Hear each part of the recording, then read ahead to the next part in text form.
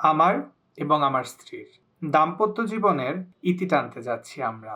এখন ডিভোর্সের পর কি আমার স্ত্রীকে তার সম্পূর্ণ উল্লেখিত কাবিননামার টাকা পরিশোধ করতে হবে?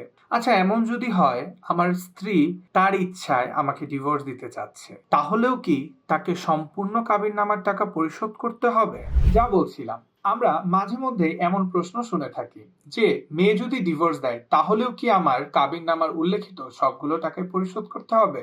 সাধারণত এসব প্রশ্নের উত্তর দিতে হয় আপনাদের ডিভোর্স কিভাবে হয়েছে তার উপর ভিত্তি করে। মেয়ে যদি আপনাকে ডিভোর্স দেয় এবং কাবিননামার উল্লেখিত টাকা যদি সম্পূর্ণ পরিশোধ করা না হয়ে থাকে, তাহলে আপনার প্রাক্তন স্ত্রী আপনার থেকে অপরিশোধিত কাবিননামার উল্লেখিত টাকা এবং তার ভরণ পোষণের জন্য আপনার থেকে টাকা চাইতে পারে। একটা কথা মনে রাখবেন, ডিভোর্স হলেই উল্লেখিত কাবিননামার টাকা আপনার স্ত্রী পাবে, যদি না এটি মিউচুয়াল ডিভোর্স হয়ে থাকে। এখানে মিউচুয়াল ডিভোর্সের ক্ষেত্রে দুই পক্ষের মধ্যে একটা আপোষে ডিভোর্স হয়ে থাকে। এক্ষেত্রে মেয়ে তার কাবিননামার উল্লেখিত টাকা নিতে চান না, তা অর্ধেক নিতে চান না, তার মন চাইলে সে আপনাকে মাফ করে দিতে চান, এটা সম্পূর্ণই আপনার প্রাক্তন স্ত্রীর উপর নির্ভর করে। এক্ষেত্রে আপনি প্রাক্তন স্বামী হিসেবে তার উপর কোনোভাবেই কোন রকমের জোরাজুরি করতে পারেন না। মেয়ে যদি চায় কাবিননামার উল্লেখিত বা অপরিশোধিত অর্থ পুরোটাই নিতে পারে কিংবা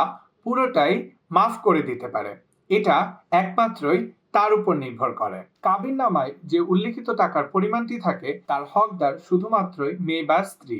আপনার সবকিছু মাফ হলেও কাবিননামার উল্লেখিত টাকা যদি আপনার স্ত্রী আপনাকে মাফ করে না দেয়, তাহলে অবশ্যই কাবিননামার উল্লেখিত টাকা আপনাকে পরিশোধ করতে হবে।